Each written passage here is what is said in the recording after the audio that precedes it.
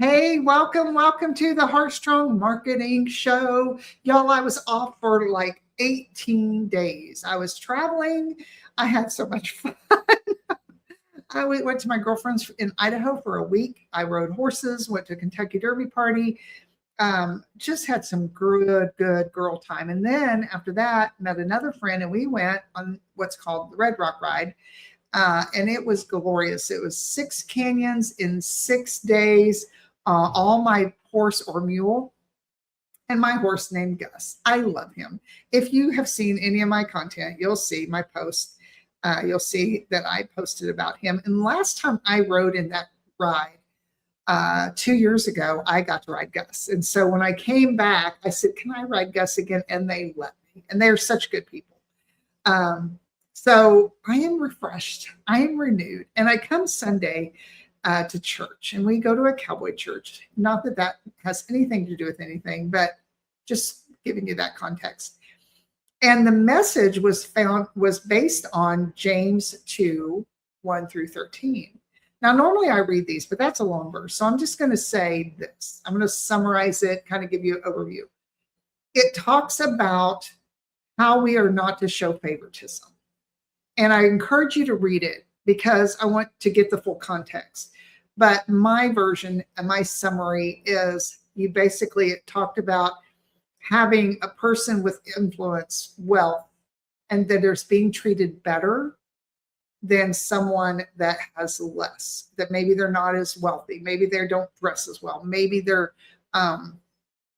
not as smart or come across and not articulate, whatever. The point is, it's not right to treat people like that. You're like, wait, Tanya, I'm just going to click off here because I know that. No, wait, because this is a message that's going to be how our business, because we believe that. And I know we're good people, right? We know that's wrong, but that can actually, because you believe that, your marketing may suffer for it. And I want to give you that clarity, right? That this is about business focus versus favoritism and good messaging, right? How this can relate to our messaging and our content, the videos we create, the emails we create, and good messaging in our business and our content creation process isn't about deciding who matters more. It's not about that the people you're wanting to attract doesn't mean they matter more than someone else. What it means is you create, well, God's given you a gift. I believe that. You have been gifted with skills, and those skills can help certain people. God wouldn't have given you those skills if you couldn't help them, right?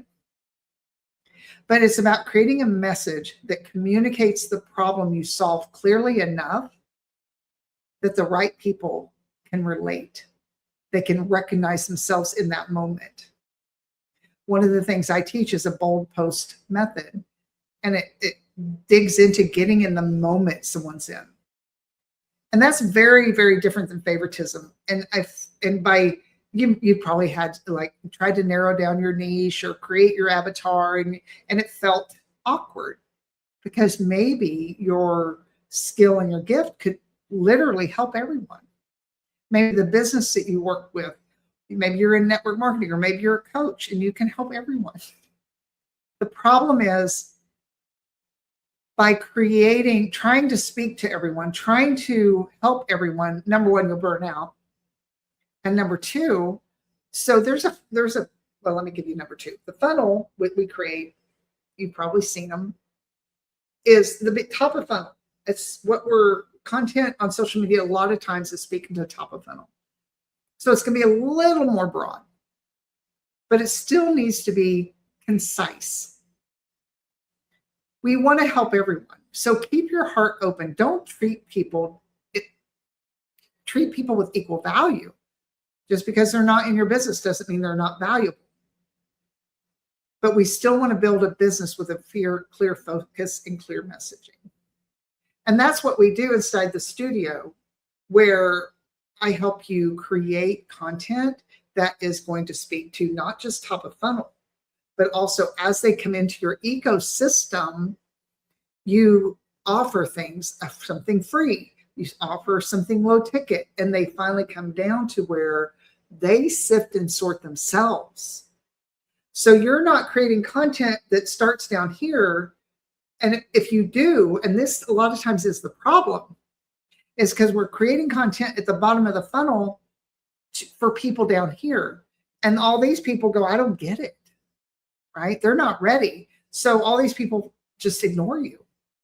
And so there's a strategy and a process creating that message that people go, okay, yeah, I'm interested.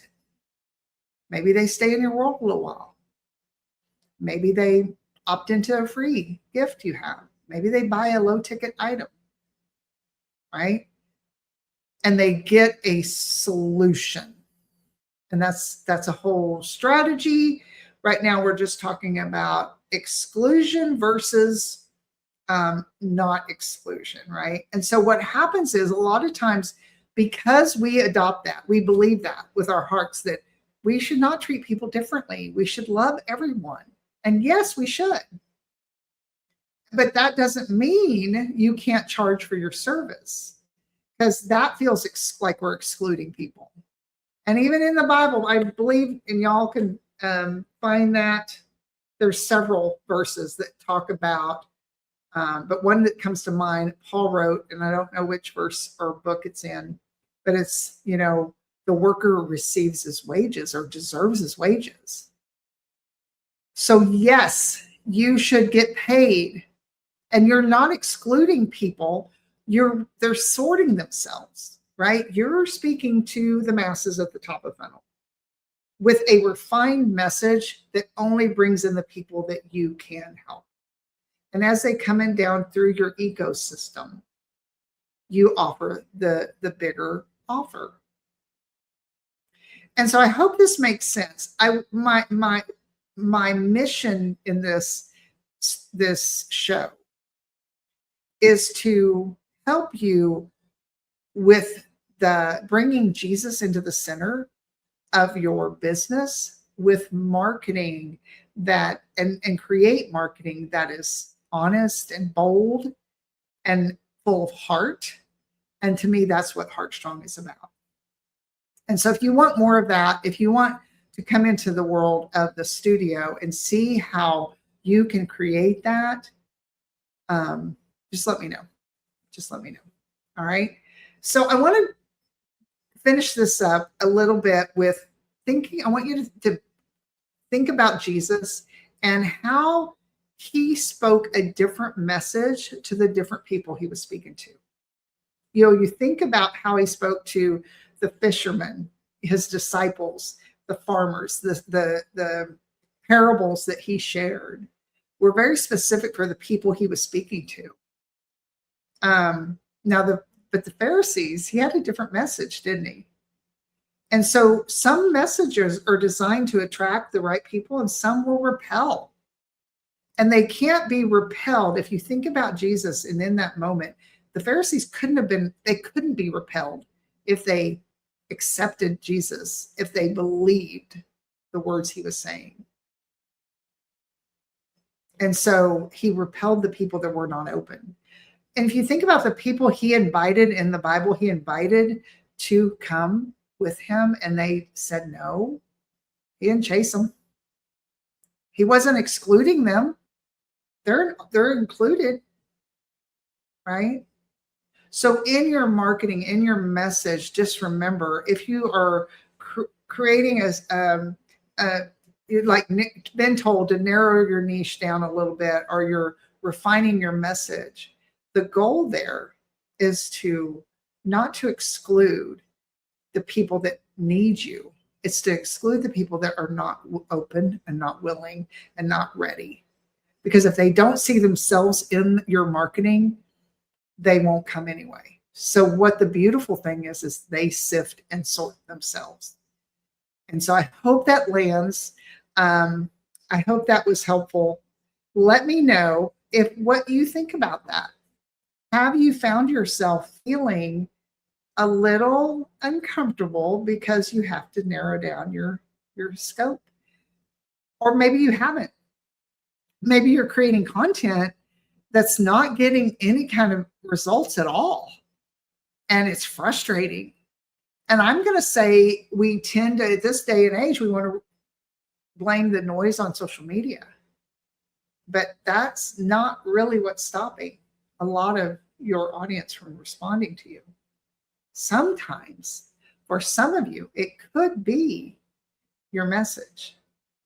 And it could be, especially, I'm going to stop myself, because especially if your message is coming from someone else's message. You're like, oh, I do what they do. I'm going to use their message. That could be excluding people that you could be helping. Anyway, that's a whole nother topic. All right. I love y'all.